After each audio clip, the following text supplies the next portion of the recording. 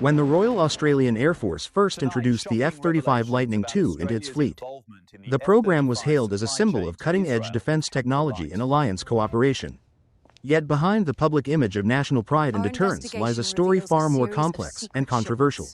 Recent investigative reports have revealed that Australia, a key industrial partner in the F-35 program, quietly exported dozens of aircraft components directly to Israel during the Gaza conflict. Using commercial air routes instead of military logistics, the shipments, largely unnoticed until 2025, are now forcing uncomfortable questions about transparency, legality, and moral responsibility in Australia's defense policy. Between October 2023 and September 2025, at least 68 shipments containing F-35 parts left Australia for Israel. Instead of moving through US or Dutch distribution hubs, the usual path for F-35 logistics, the consignments were flown from the RAAF base at Williamtown to Sydney, then loaded onto regular passenger flights such as Thai Airways TG472 to Bangkok, continuing via El Al flights to Tel Aviv. One record from mid-September 2025 describes an inlet lube plate, a thermal management component, taking exactly this route before being delivered to Israel's Nevatim airbase, where its F-35 squadrons operate. Data gathered by Declassified Australia and the ABC show that shipments increased sharply after the Gaza war began in October 2023. In November alone, 10 consignments left Australia for Israel. The secrecy surrounding these deliveries is striking. Officially, Canberra insists that no weapons or military hardware have been exported to Israel since the conflict began. But the evidence suggests otherwise.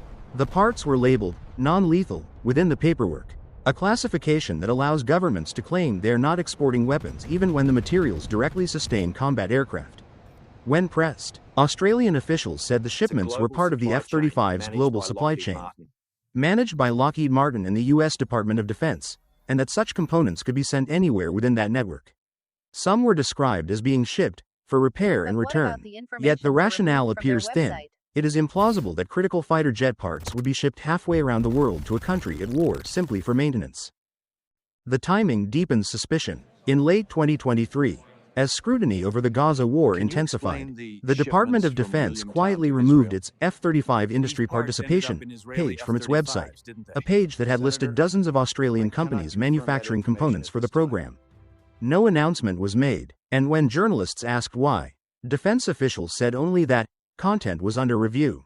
In parliamentary hearings, officials deflected questions about specific flight numbers or cargo manifests, repeatedly emphasizing that once components enter the global supply system, their end destination is beyond Australia's control. To critics, the response amounted to semantic maneuvering designed to avoid admitting complicity.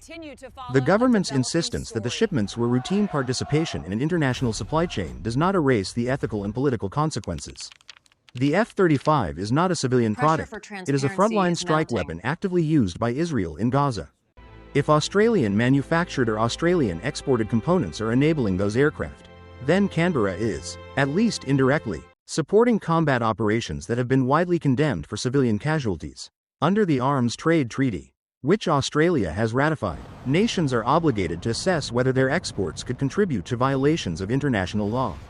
Claiming lack of control is a weak defense if officials knowingly approved export licenses or failed to intervene once the shipments were identified.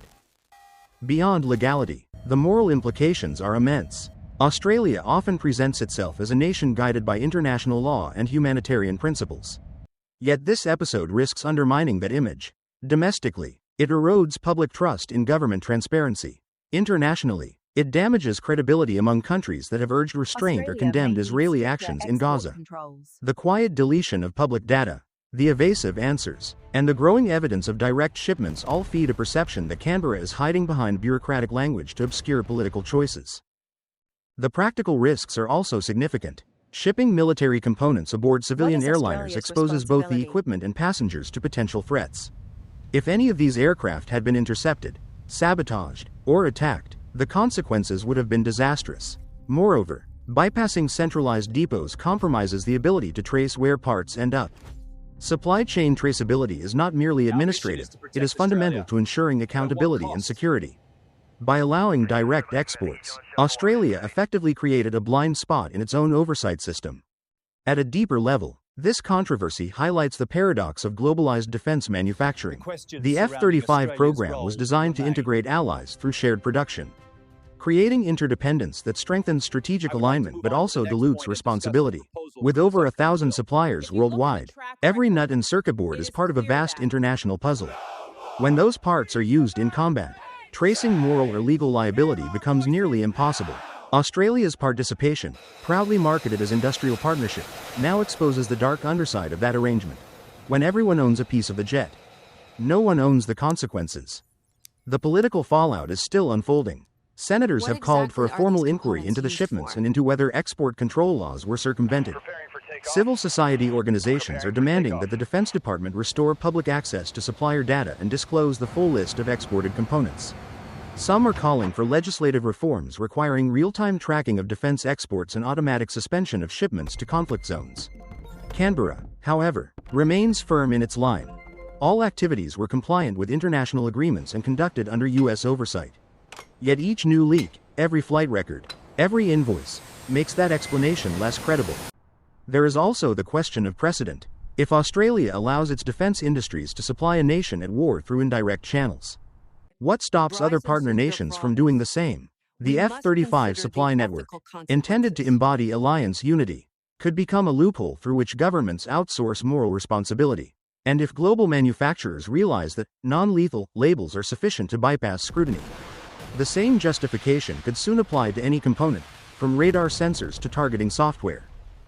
The episode ultimately forces Australia to confront its dual identity: a Western ally embedded in the U.S. defense ecosystem and a sovereign state that claims to uphold humanitarian norms. The tension between those roles cannot remain hidden forever. While the government insists it is merely fulfilling industrial obligations, the public now sees how easily those obligations can slide into complicity. A nation cannot claim ignorance when its parts, stamped, made in Australia, are flying missions over Gaza. In the coming months, several outcomes are possible. Parliament may open an independent investigation, demanding disclosure of export licenses and communications with Lockheed Martin. Human rights groups may file international complaints arguing that Australia breached its treaty obligations. Diplomatically, Canberra may face tougher questions from allies who expect consistency between its rhetoric on human rights and its defense trade practices. Meanwhile, within the defense industry, companies are quietly reassessing risk exposure, aware that association with the F-35 shipments could bring reputational damage. The deeper lesson of this scandal is about accountability in the age of distributed warfare. Modern conflicts are no longer waged by single nations with isolated industries. They are fought by networks of suppliers, engineers, and financiers across continents. Every link in that chain carries ethical weight. When Australia's F-35 components travel halfway across the world and find themselves installed in aircraft dropping bombs, the distance does not absolve responsibility, it only hides it behind layers of paperwork. In the end, the so-called secret F-35 mission is not about espionage or spy operations. It is about how a democratic state, under the banner of alliance and efficiency, became part of a war machine it claimed to stand apart from. 68 shipments, traveling unnoticed on commercial aircraft, reveal the fragility of transparency in modern defense policy. Australia's leadership now faces a defining test: to confront what happened, restore openness, and ensure that its technology is never again quietly repurposed in someone else's war. Until it does, the story of the F-35 will remain not just one of stealth in the skies, but of stealth in politics, ethics, and truth itself.